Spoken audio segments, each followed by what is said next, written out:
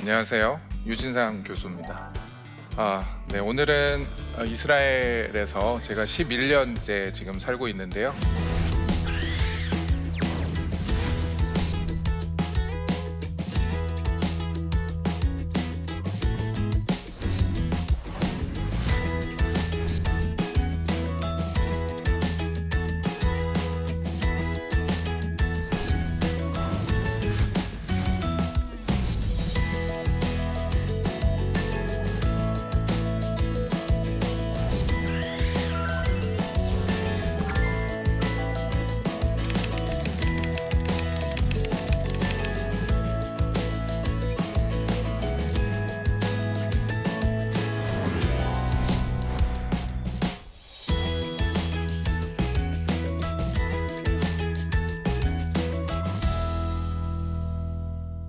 먼저 유대인 하면 뭘 떠올리세요? 처음에 떠올리는 것은 교육.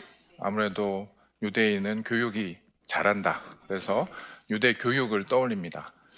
유대 교육하면 저 어렸을 때는 탈무드 이런 그런 책들을 보기도 하고 그런 예화집 그런 거에 지혜가 있다 이런 것들을 많이 이야기했었는데, 요즘에는 유대 교육하면 하브루타라는 말을 많이 쓰더라고요. 그래서 저도 이제 이스라엘에서 지내면서 가끔 이제 한국에 오게 되는데, 그때 이제 한 몇 년 전부터 만나는 분들마다 제가 이스라엘에서 있는 걸 아니까 하브루타 교육 이렇게 얘기를 했습니다. 근데 사실 저는 하브루타 교육이라는 말을 한국에서 처음 들었어요.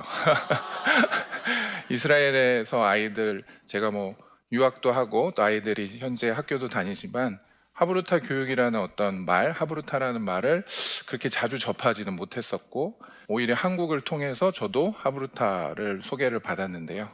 하브루타라는 것은 이제 한국에서 요즘에 너무 유행이더라고요. 그래서 최근에 이제 이런 뉴스를 보면 강남 학원가에도 하브루타라는 이름이 붙은 학원명이 생기기도 하고, 심지어 이스라엘식 음식을 먹고 코셔라는 유대인들이 잘 먹는 향초를 쓰기도 하고, 또는 음식을 먹으면서 아이들을 하브루타로 교육을 시킨다, 이런 이야기들이 많이 나오기 시작합니다.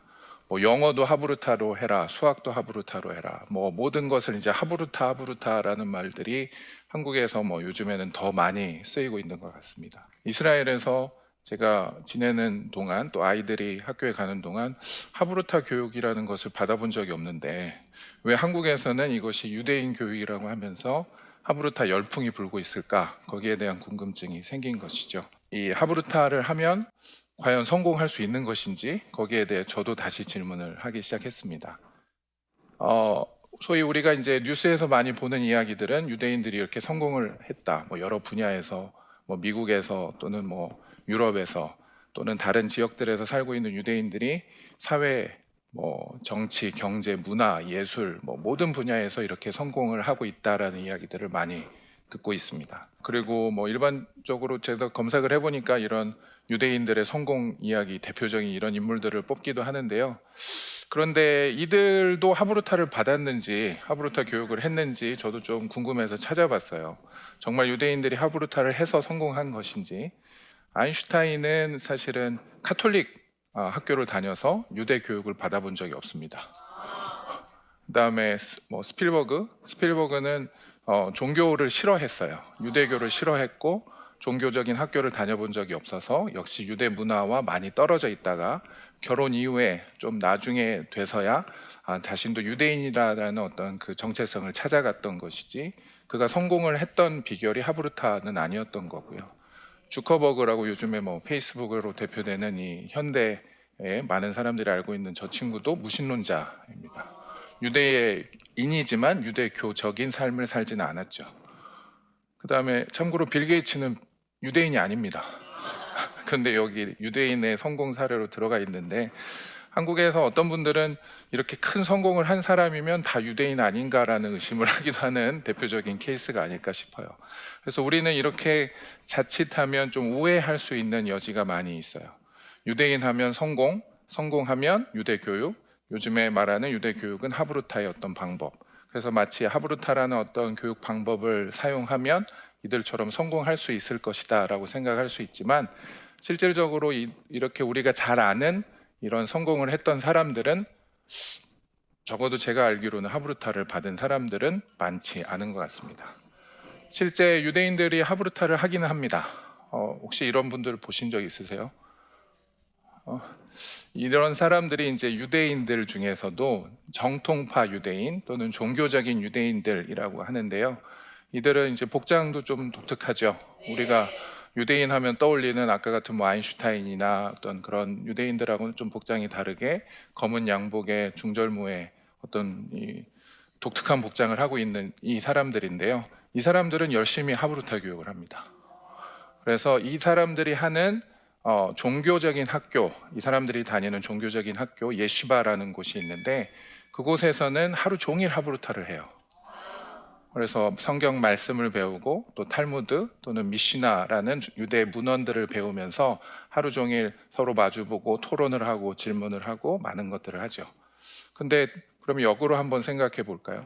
이들 중에 노벨상 받은 사람 있을까요? 한 명도 없습니다. 그러니까 잘 생각해 보시면 하브루타를 열심히 하는 사람 중에서는 노벨상이나 사회적인 성공을 거둔 사람은 한 명도 없고요. 우리가 아는 유대인들의 성공을 한 사람들은 하브루타를 받은 사람들이 많지 않다는 거죠. 그러니까 하브루타를 한다고 반드시 성공할 수 있다는 것은 먼저 의문이 생기는 부분입니다.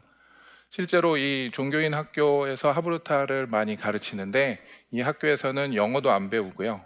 수학도 안 배우고 과학도 가르치지 않습니다. 그래서 일반적인 직장을 다니거나 뭐 대기업을 다니거나 어떤 뭐 창업을 하거나 이럴 수 없는 거죠. 그래서 이런 사람들은 대학에서 일반 학문을 가르치는 교수나 어떤 연구자가 될 수도 없기 때문에 노벨상을 받을 수도 없고 사업적으로 성공을 할 수 없기 때문에 뭐 페이스북 같은 어떤 유명한 기업을 창업할 수도 없는 겁니다. 하브루타는 유대교육을 받으면 성공할 수 있다라는 것은 뭔가 질문이 생기는 거죠. 그렇다고 제가 이제 더 관심을 계속 가지면서 이스라엘에서 연구를 하던 중에 그렇다고 이스라엘에서 하브루타라는 것을 전혀 안 하는 것은 아니더라고요. 예루살렘에 위치한 이제 이스라엘 예술과학고등학교, 그래서 소위 말하면 영재 학교인데요. 이곳에 가서 선생님들과 학교 시스템에 대해서 이제 이야기를 나눴었는데, 당신들도 하브루타를 하느냐라고 물었을 때, 이제 문학 수업을 하는 선생님은 우리 수업에서는 일부 하브루타식 교육을 합니다라고 하고, 수학, 과학 또는 다른 분야에 있었던 선생님들은 우리는 하브루타를 할 수 없습니다. 우리는 일반적인 교육 방법을 가르칩니다라고 대답했습니다. 그래서 하브루타를 이스라엘의 영재 학교에서도 하기는 하지만 극히 제한된 일부 과목에서만 할 수 있다는 것이죠. 또 이게 히브리 대학교 도서관 전경인데요. 도서관임에도 불구하고 저곳에서는 떠들면서 학생들이 토론을 하고 이야기를 하고 공부를 할 수 있게 한 층 전체를 만들어 놨습니다. 그래서 소위 우리가 생각하는 하브루타식 교육을, 그런 수업을 이 학생들이 할 수 있는 공간은 있다는 것이죠. 하지만 다른 층들은 절대 떠들면 안 돼요. 거기서 다 하브루타를 하고 있는 것은 아닙니다. 그래서 제가 이제 왜 이렇게 다른 것인가, 한국에서 말하는 이 하브루타식 교육과 이스라엘에서 이야기하는 이들의 삶의 패턴이 뭐가 다른가를 이제 고민을 좀 하던 중에 좀 정리를 한 것이 뭐냐면, 종교적인 유대인과 세속적인 유대인이라는 두 그룹으로 유대인들을 나누어 볼 수 있습니다. 종교적인 유대인들은 아까 보여드렸던 검은색 양복을 입고 사는 그런 사람들, 그래서 예시바라는 종교학교를 다니면서 평생 동안 하브루타를 하는 사람들이죠. 그래서 이들은 교육 방법으로서 하브루타를 열심히 하는 사람들이죠.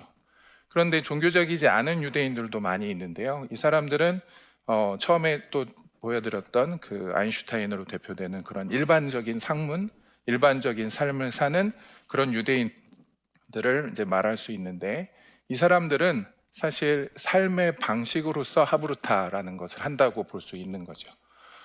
하브루타라는 것의 뜻을 먼저 그렇다면 살펴봐야 되는데요. 하브루타라는 뜻은 사실 우정이란 뜻입니다.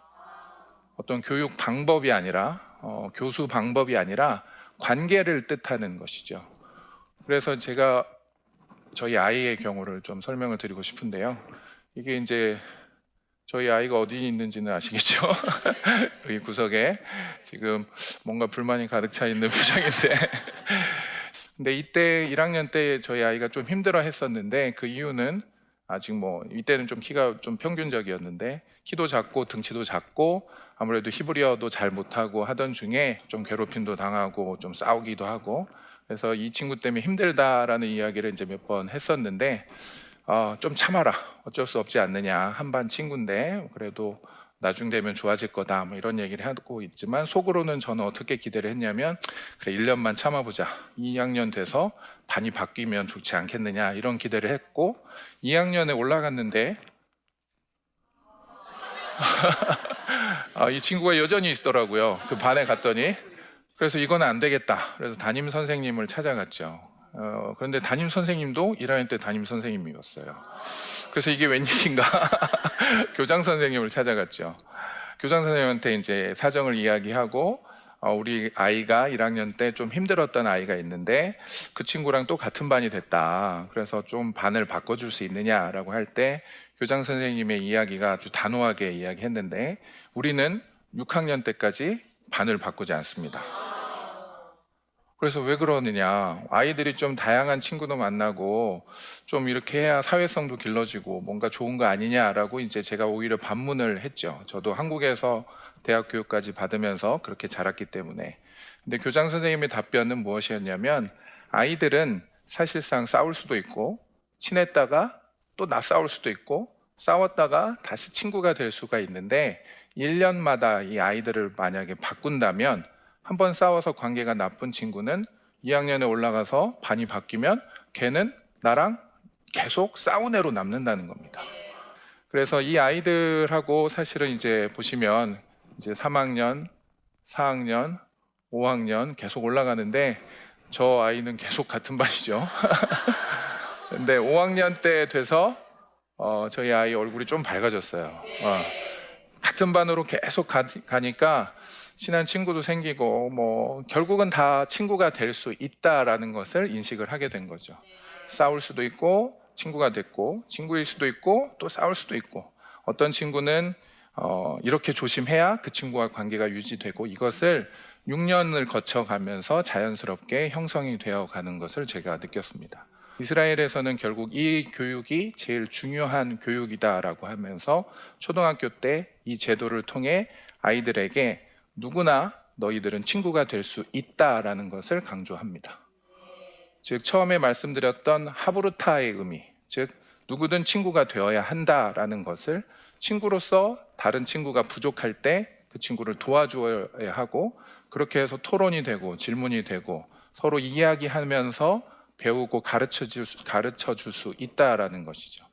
그래서 결국 하브루타라는 것은 어떤 교육 방법이 아니라 학생들 사이, 어린 아이들 사이, 그리고 그것이 자라서 어른들 사이 계속 사회적으로 성장해 갈 때 이 관계를 형성하는 우정이라는 것이 더 좋은 의미가 될 것 같습니다.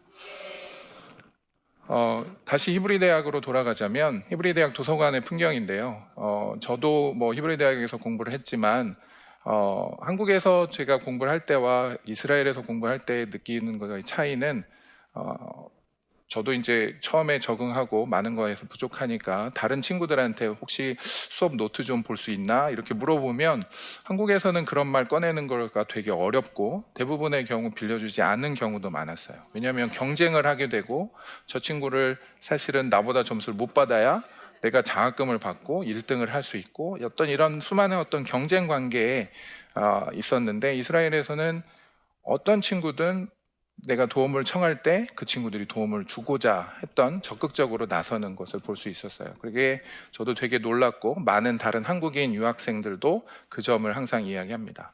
그래서 이 공간에서 이렇게 학생들이 모여서 같이 부족한 숙제를 채워주기도 하고, 수업을 빠진 친구는 그 수업에 무엇이 있었는지 다른 친구가 가르쳐 주기도 하고, 이런 것들을 통해서 자연스럽게 아이들의 학업 성적들이 함께 올라갈 수 있었던 것 같아요. 그런데 우리가 사실은 한 가지 질문이 생겨요. 뭐냐면 초등학교 제도를, 한국 제도를 이렇게 바꿀 수는 없지 않을까요? 지금 한국에서 초등학교 1학년부터 6학년까지 같은 반을 다녀라, 그러면 아마 한국의 학부형들 또는 아이들도 다 난리가 날 겁니다. 그거는 안 된다, 이럴 수는 없다, 그리고 뭐 교육부에서 이거를 해줄 수도 없을 것 같고요. 하지만 우리가 이런 좋은 장점이 무엇인지, 그리고 진짜 하브루타가 어떤 것인지, 그리고 그런 관계 중심에 우정을 쌓아서 서로를 돕고 약한 자를 함께 가자라고 하면서 같이 공부하고 같이 생활하고 같은 성공을 꿈꾸는 그런 분위기로 만들어 줄 수 있도록 하기 위해서는 먼저 교회와 우리 스스로가 이것을 어떻게 적용할 수 있을지 한번 생각해 보아야 될 것 같아요. 우리가 사회 제도를 바꿀 수는 없지만 가정에서의 문화는 조금 바꿀 수 있을지 모를 것 같습니다. 이스라엘에서 학교 제도와 함께 중요한 것은 안식일입니다. 한국에서 오신 이스라엘에 처음 오신 분들은 다 한 번씩 겪는 과정인데요. 금요일 오후가 되면 이제 학교 수업도 끝났고 모든 부담을 털고 주말엔 좀 놀아야겠다라고 시내에 나가다가 갑자기 모든 가게들이 문을 닫기 시작합니다. 그래서 당황스러워서 집에 가야겠다라고 버스를 타려고 그러면 이미 버스도 끊겨 있죠. 그래서 금요일 오후부터 토요일 밤까지 약 24시간 하루 종일을 완전히 쉬게 되죠. 그러면 문제가 뭐냐면 대중교통이 안 다니고 가게들이 문을 안 열면 이 어린 아이들이 어떻게 될까요? 집에만 있어야 되죠. 어디 차를 타고 친구를 만나러 갈 수도 없고요. 나가서도 뭔가 할 수도 없습니다. 그러다 보니까 강제적으로 사실상 안식을 하게 되면서 가정에서의 부모와 자녀의 관계가 하루 종일 부대끼면서 하루를 견뎌야 하게 되는 거죠. 그렇게 하시겠어요? 혹시 하려고 하면? 쉽지 않겠죠. 학원을 보내고 어디 나가야지 될 것 같고 나도 내 생활이 있는데 왜 그걸 어떻게 할 수 있을까라고 하는데 이스라엘에서는 매주 저것이 반복이 됩니다. 그래서 결국은 부모와 어린 자녀, 자기가 차를 운전하고 대학을 가거나 다른 도시로 가서 뭔가 부모와 떨어지기 전까지 고등학교 졸업하기까지는 부모와 자녀의 관계가 결국은 끈끈해질 수밖에 없게 되어 있는 것이죠. 그래서 같이 있다 보면 첫 번째로 이렇게 식사를 같이 해야 되죠. 그래서 안식일 만찬이라고 부르는데 평상시에는 이스라엘도 대부분 맞벌이를 하고 바쁘고 아이들도 이래저래 자기들의 것이 있기 때문에 그렇지만 금요일은 이렇게 아무것도 할 수 없게 되어 있기 때문에 금요일은 안식일 만찬이라고 하면서 가정에서 평소에 먹지 않던 것을 더 맛있게 꾸며놓고 자녀들과 부모님들이 함께 모여서 식사를 더 맛있게 합니다. 그리고 이런 관계가 형성이 되면 질문은 자연스럽게 나옵니다.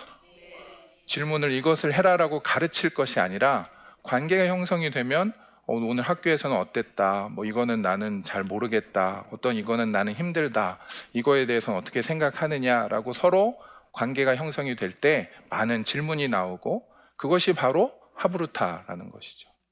그래서 교육 방법으로서 테크닉을 가르칠 것이 아니라 관계를 열어갈 수 있도록 우리가 그 시간을 할애하고 우리가 노력을 한다면 반드시 좋은 결과는 나올 수 있다는 것입니다. 그리고 이 안식일은 이런 말이 있어요. 유대인이 안식일을 지킨 것이 아니라 안식일이 유대인을 지켰다라는 말이 있죠. 그래서 이 안식일은 이 종교적인 유대인들 그리고 이런 비종교적인 유대인들, 이 사람들은 양복을 입지 않았죠. 그래서 또 하나 마크 주커버그도 합니다. 그래서 유대인이라면 비종교인일지라도 자기가 종교성이 강해서 종교 학교에 가고 하브루타식 교육을 하루 종일 하고 그러지 않더라도 상관없이 안식일은 유대인 가정에서 유대인 개인들이 그리고 유대인이라면 누구든 안식일을 사모하는 마음을 갖고 있고 그리고 그걸 통해 부모와 자녀의 관계가 먼저 안정적으로 형성이 되고 그것이 관계의 중요성이 자연스럽게 사회에서 사회적인 제도로 초등학교에서의 제도로 중고등학교에서도 학년을 바꾸지 않고 반을 바꾸지 않는 그 제도로 넘어가게 된 것이죠. 그러다 보니까 서로 협력하고 도와주는 분위기가 되면서 자연스럽게 좋은 결과는 나왔던 것입니다. 우리는 결과만을 쫓아간다면 자칫하면 관계는 무너지고 서로 경쟁하고 되고 싸우게 되고 저 사람을 나의 경쟁 상대로만 여겨서 결국은 나도 나의 부족함이 반드시 있다라는 것을 인정하지 못하고 결국 나도 발전하지 못하게 되는 것이죠. 그래서 아이들의 교육에 있어서 우리는 계속 어떤 지식을 전달하고 경쟁하고 이겨라, 1등을 해라라는 것을 강조할 때 자칫하면 이 관계는 계속해서 무너져 가게 되고, 그래서 결국 좋은 성취도 나올 수가 없는 것 같습니다. 유대인들의 좋은 성취의 비결은 바로 관계에 있습니다. 안정적인 가정 관계, 그리고 그것을 확장한 학교에서의 친구 관계, 그리고 친구 관계를 넘어서서 이제 더 대학교 그리고 취업에 넘어서서 더 확장되는 관계에서도 그것이 안정적으로 유지될 때 사람들이 자신의 꿈을 마음대로 펼칠 수 있는 것이죠. 저 사람이 나를 언젠가 해할지 모른다, 저 사람과 나는 경쟁해야 된다라는 그 심리가 있을 때는 우리가 발전하기 더 어려울지 모릅니다. 그래서 유대인들은 이렇게 대규모로도 안식일을 지킵니다. 그래서 안식일이 유대인을 지켰고 결국 이 관계가 유대인의 성공을 만든 것일지 모릅니다. 그래서 하브루타의 진짜 의미는 바로 관계의 중요성 그리고 하나됨에 있습니다. 결국 예수님께서도 그 십자가를 앞두고 기도하신 것은, 우리에게 부탁하신 것은 우리가 다 하나가 되기를 부탁한 것이죠. 서로 싸우고 서로 상처를 주고 서로 경쟁하라는 것이 아니라 서로 하나가 돼서 한 몸이 되고 서로를 돕고 서로 돕는 지체가 되어서 하나님 앞에서 온전한 자가 되어야 하는데, 우리는 이 개념을 하브루타라는 것으로 다시 생각해 볼 수 있습니다. 그래서 진짜 하브루타는 결국 우리가 하나 되어야 한다는 것, 그리고 관계를 맺어야 한다는 것, 그리고 특별히 하나님 앞에서 우리가 함께 믿음을 고백하는 형제 자매들끼리 더욱더 이것을 강조하고 우리가 교회에서 그리고 가정에서 이것을 함께 해 나갈 때 진짜 하브루타 교육이 성공할 것이라고, 그래서 결국은 좋은 성취로 우리의 아이들이 학업을 더 이어갈 수 있을 것이라고 믿습니다. 감사합니다.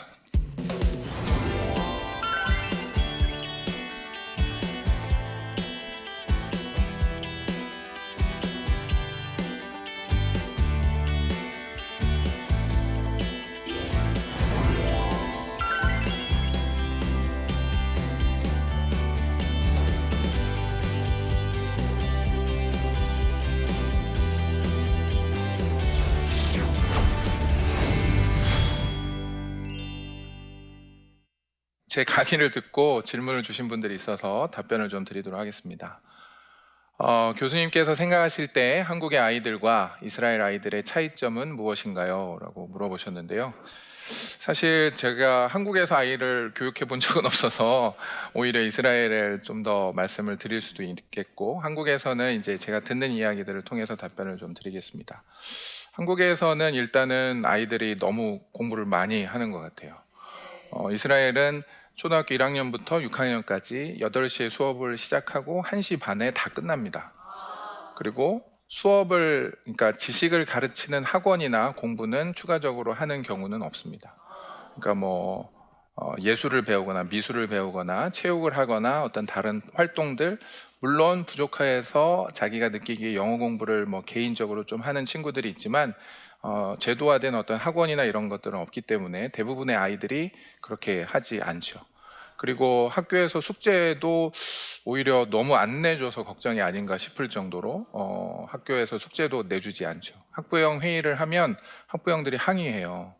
왜 이렇게 숙제를 많이 내줘서 우리 아이들이 놀 시간이 없느냐. 그런데 제가 느끼기에는 하루에 숙제가 뭐 1페이지, 2페이지 뭐 이 정도밖에 안 되는데 한 30분이면 할 텐데 자기가 아이들을 봐줘야 되고 그걸 챙기기 힘들다, 내주지 마라, 이렇게 이야기하는 학부형들이 있을 정도입니다. 그래서 아이들이 아무래도 이 학업에 대한 스트레스가 없고 또 실질적으로 점수화돼서 시험이 평가되지 않아요.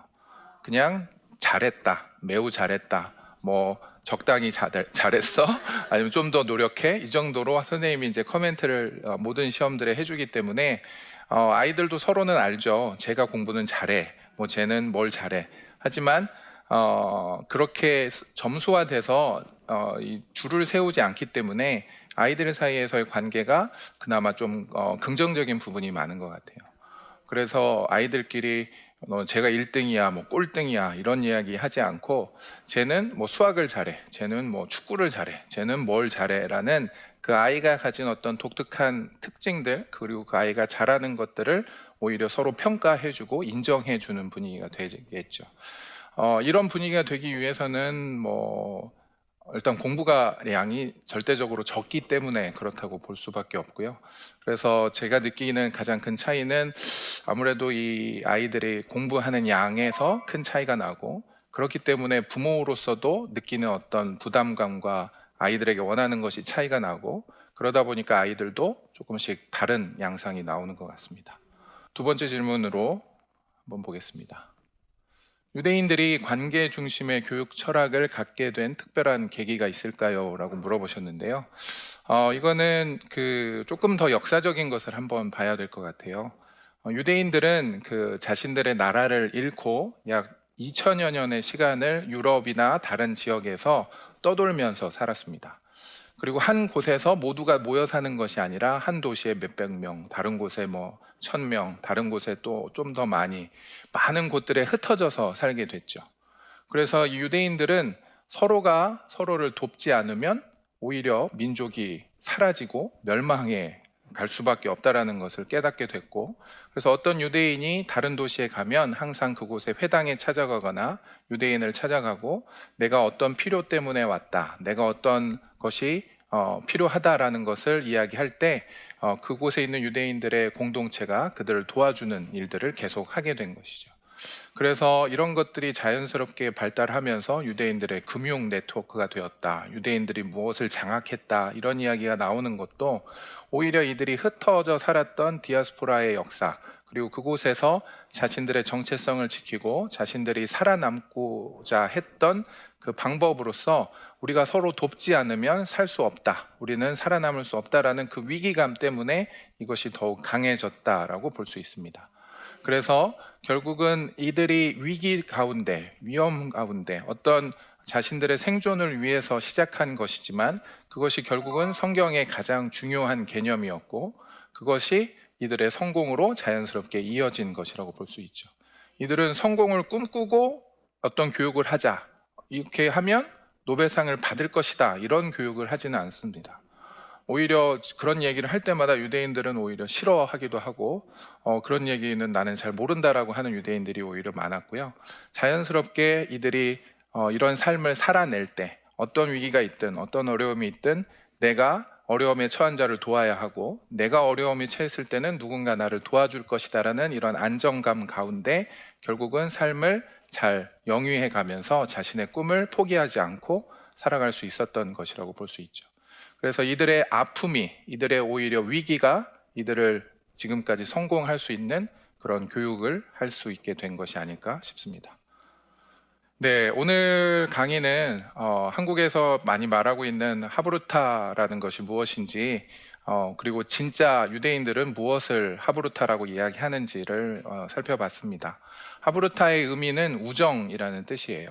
즉 관계가 먼저 되어야 한다는 것입니다. 그래서 우리는 한국적인 교육에서 계속 이런 아이들의 학업을 성과를 높이기 위한 그런 기술로서 하브루타를 습득할 것이 아니라, 아이들이 결국은 가장 필요한 것이 관계 중심의 상대방을 인정하고 나도 도움을 요청할 수 있는 그런 안정감을 누릴 수 있도록 우리가 가정에서부터 아이들에게 그것을 가르치고 우리가 그 관계를 맺어가면 아이들이 결국은 자신의 꿈을, 하나님께서 주신 소명을 성취할 수 있는 자리까지 갈 것이라고 믿습니다.